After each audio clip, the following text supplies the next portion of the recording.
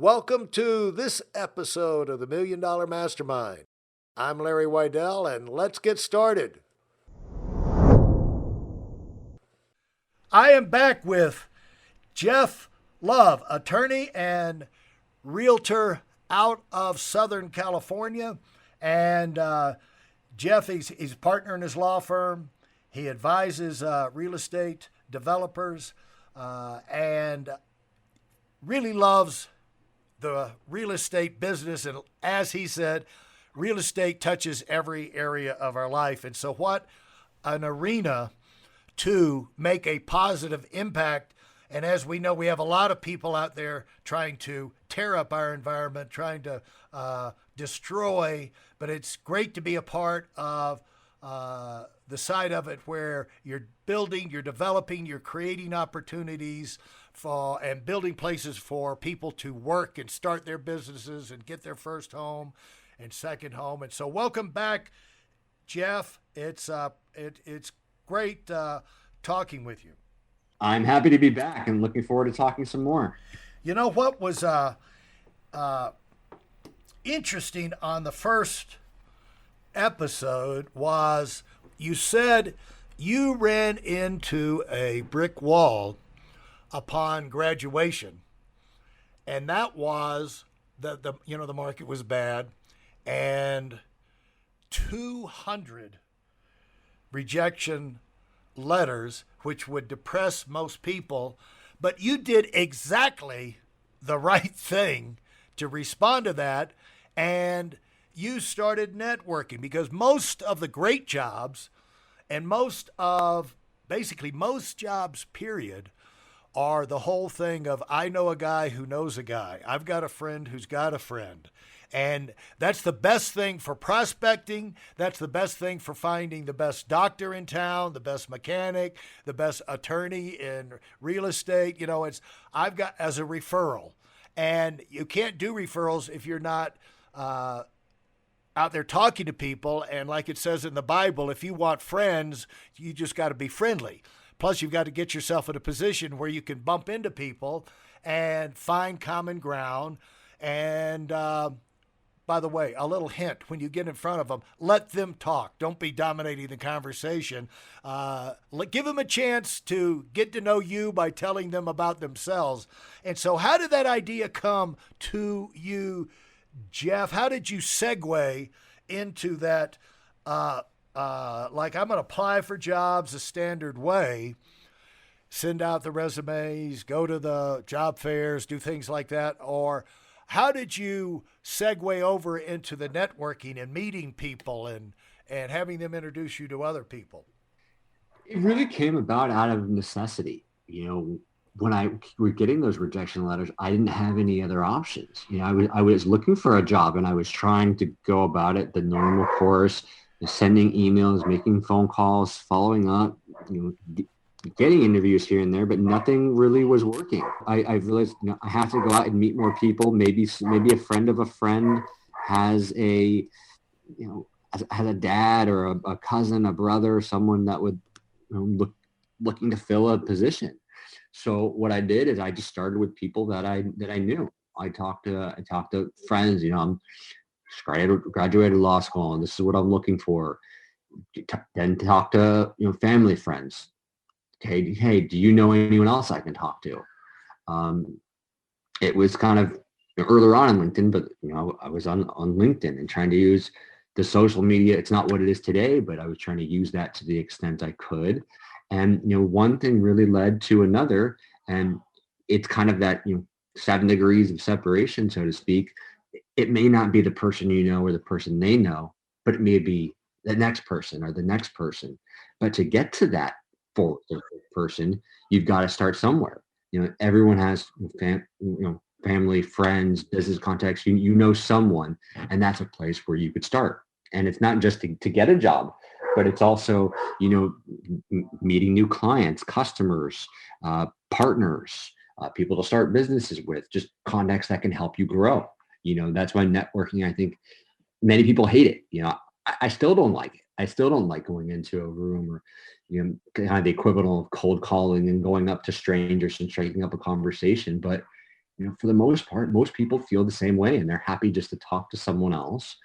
And that's the way you got to do it. And once you talk to the first person, the next person gets easier, and it's easier, and it just becomes part of developing yourself as a person, not just for business, but being able to deal with other people, negotiating and survive with other people out there. And the thing is that, recently I interviewed one of my longtime friends, Sam Shepard, out of Atlanta, and he's just gone over $2 million.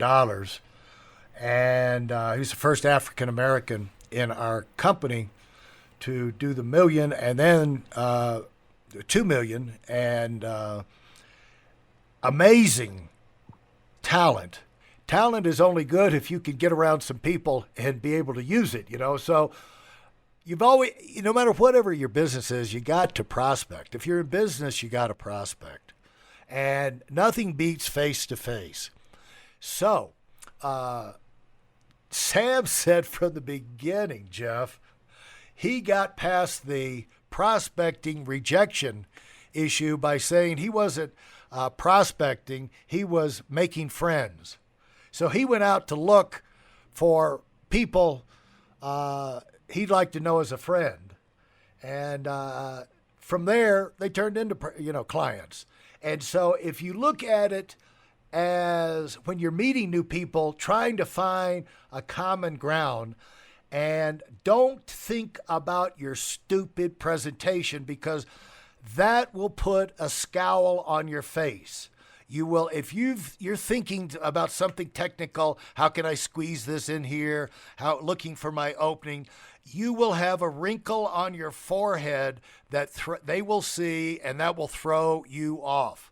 You got to keep breathing, stay relaxed, focus in on them, get them talking about themselves, and look for common ground. And once you find common ground, you have struck gold. And you've probably had some experience with that. And do any of them jump into your mind? Yeah, I mean that's great advice, and that is what I tell clients as well, because I have many clients. They're looking for customers and looking to how they can grow their business, or we represent a real estate brokerage, and how do new real estate agents get clients. And a lot of the times there are exceptions, but someone's trying to get something out of you, and it could be off-putting at sometimes. But you go out there when you're meeting people for the first time and just strike up a conversation. Like Sam said, if you're going out there to make that person your friend, you're not trying to get anything out of them or them from you with that first meeting. But if you strike up that rapport, even just as a casual acquaintance, so you get to know that person, you get to know them better. I'm part of a networking group, and their motto is trust, like, refer. So I'm sorry, I said that backwards. Know, like, trust, then refer. And what that means is you get to know someone, because you don't want to send business to someone that you don't know or like. You get to know them. You get to like them as a person and think that they could do a good job. And once you get to that point, it's a good model. Then you trust them. You say, I think this person does a good job. Maybe I can refer them this work because I know them, I like them, and I trust them. And that's the same with, I think, building this rapport, whether it's clients or customers or partners or just meeting other people to help you be more successful, is just really getting to know that person, because one good quality contact is better than 10 mediocre ones, because that one person is going to think, oh, this person's talking about a real estate transaction. Hey, do you have an attorney? Oh, no, you don't. Well, I've got this good friend, Jeff. If you should call him. Maybe he's able to help you.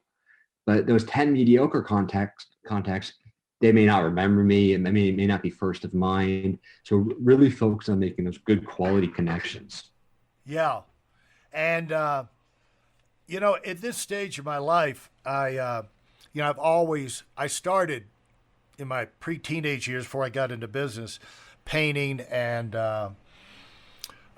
doing photography because we were over in Tuscany, and that was, we were always going to Florence and Rome. And so I kind of, my impressionable years, I did sports and I did photography and painting. That was my deal. But then I found out when I got up in years, that's a hard road to go as far as, well, first of all, sports was not going to be an option as a professional athlete. I was too short and slow for that. And I just didn't have any idea how you would make a career out of the other things. So, I went into business, studied architecture, building construction, and then went into the secure, big industry of financial services. But along the way, I always had the photography and the art in my background. But the thing is, like now at this stage of my life, I'm trying to I've got all this stuff. I need to try and sell it. So for a couple of years, I've been trying to break into the art business. And, it's just like you go in a gallery and you're nobody. But what happens is out here, it takes time. Let's talk about this, I'm leading into the thing. It takes time sometimes for your networking to pay off, from one person to lead to another, to lead to a big explosion of opportunity. But over a period of a year out here in Aspen, we decided from Palm Beach. We're very active. That's our base of operations in Palm Beach, my studio and everything. We said, let's go to Aspen because I spend so much time here. And we did a pop-up this summer. And we met, I got a sculptor in there, a friend of mine. So it's a 2-artist gallery. But he introduced me to another gallery owner who likes my stuff. And it turns out this guy this is the whole friend-to-friend networking thing. And I won't say his name, but anyway. It turns out this guy is really connected in with the museum, which is right behind my condo here across the alley.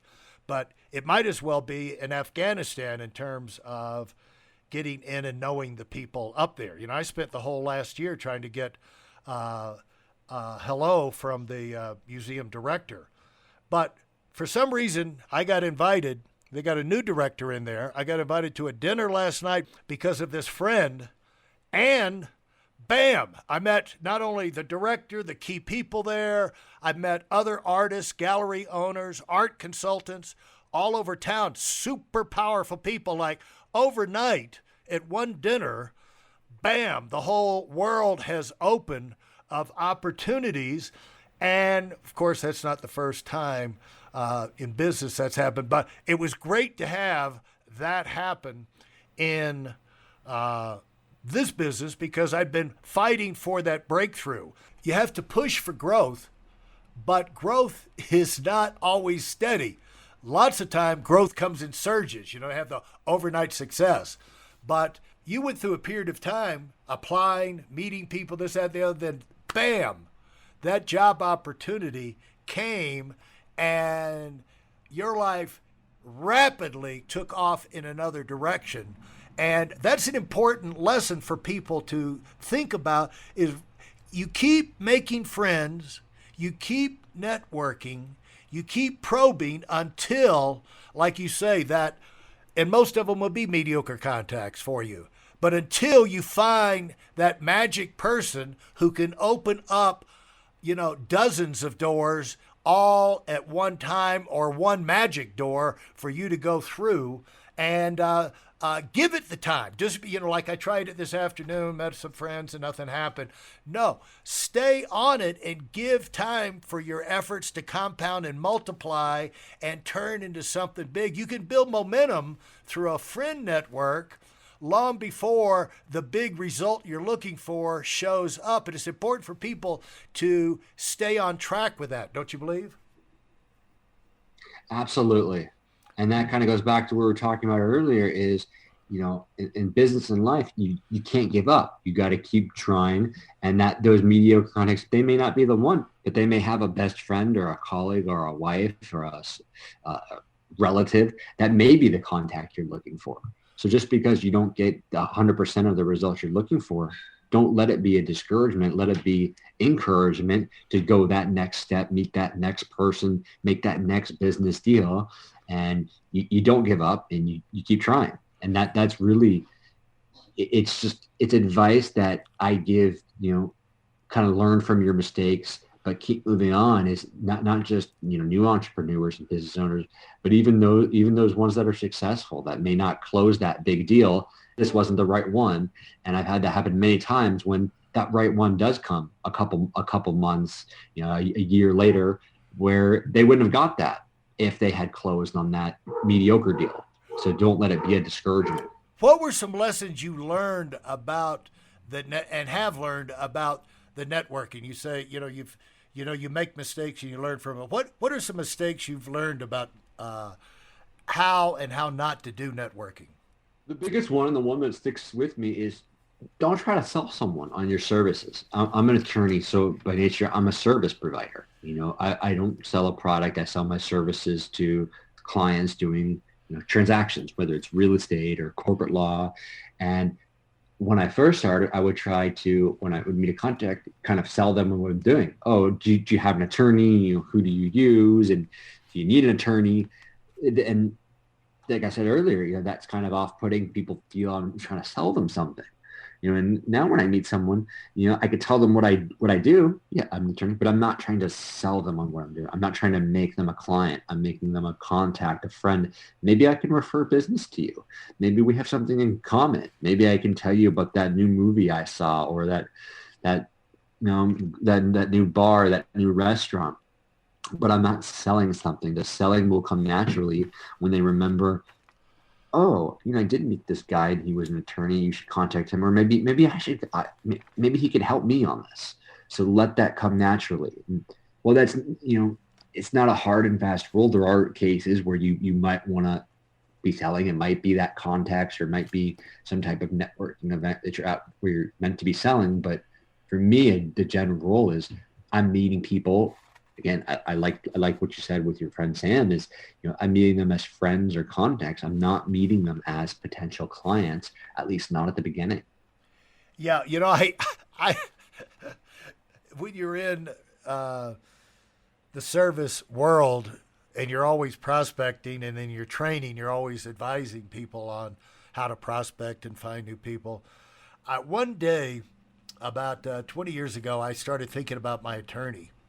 And then I started thinking about all of the professionals in accounting, the legal field, that kind of thing. And it was like, even medical. And it was like, how, I couldn't think, I was confused. It was like, how do these guys, which by and large, most of them, no offense, Jeff, because I'm obviously not descriptive of you, but most of these guys are close to zero on the personality charisma scale, and maybe a 1 or 2, but the vast majority at least don't project that they're the life of the party and fun guys. And so you're thinking, how in the world do these guys, especially the dull ones that how do they build a practice? And so one of those guys who was really he's maybe a 0.5 in the personality scale. I said, Kevin, I got a question for you. I said, how do you find prospects? I said, what happens when things slow? How did you get started? What happens when things slow down? Because every business has slowdowns, And he said, very simply, he said, when business slows down, he said, I start going to all the parties and events I'm invited to, and get-togethers I'm invited to, that ordinarily I would just turn down. And he said, inevitably, somebody will say, you introduce yourself, I'm Kevin King, and they will say, we can edit Kevin's name out of there too, by the way. I'm so-and-so, and, who are you? They would tell me what, and they would ask, he said, I wait for them to ask me what I do. And he said, all of a sudden, I go to a few parties and pretty soon I've got business again, you know? I got people calling me. And so you can make it as simple or as hard as you want to do, but you can't make it happen fast, so you might as well just go with the flow. With that, you agree with that, Jeff? I do, and that's one part of networking too. Is it's a long process, and even I've got partners at my firm, senior partners that started it. That still network. One of my partners and good friends. Sometimes when he goes on vacations, he specifically makes it a point to go visit someone there that he knows, to reconnect with them, to check in. So he's on vacation having fun, but he's networking too, because it's a long process, and you're essentially building out this networking referral, whatever tree you want, because each person you meet, you're now connected to all the people that they know, and once you meet those people, you're connected to the people that they know. So in your example, I think that's great. Even if you don't have a super outgoing personality, and I don't, I grew up incredibly shy, in certain social situations, I'm clearly the shyer one than my wife. She's the one that goes up and is friendly and everyone's talking to her. And you know what? I stick by her side, and that opens the conversations. And then I'll talk to the spouse, or I'll talk to whoever's with, or I'll go get a drink, and someone will come up and get one, and we'll talk about at a party. Maybe we're talking about the scotch that we're drinking. There's always something that you can talk about, even if you are shy, or even if you don't have that super outgoing personality. You find something in common, and maybe the other person's shy too. You're talking about the last football game or basketball game you saw, and it's something to start talking about, and that can lead into other things. Absolutely, because what you're looking for is that moment where they light up. You hit a nerve with them of something they have an interest in that you can talk about. And it's really, the more you do it, the more you recognize that moment. And one of the people I met last night, well, a couple of them, were architects. And so I told them my experience with architecture at Georgia Tech, and going, the long nights, and the styes, the endless number of styes you get in your eye from never sleeping. And so we had a big laugh about the experience of getting the architecture degree. So anyway, Jeff, any last word you want to leave people on this prospect of, really, this ties back into something that people are always asking about and always do ask about, is what do you do when you stall down? Because one thing that I saw with you in those stories in college at major and then getting the job is you kept on going. And it's important that you keep on going. And really, this is one of the best ways for people to break out of a funk.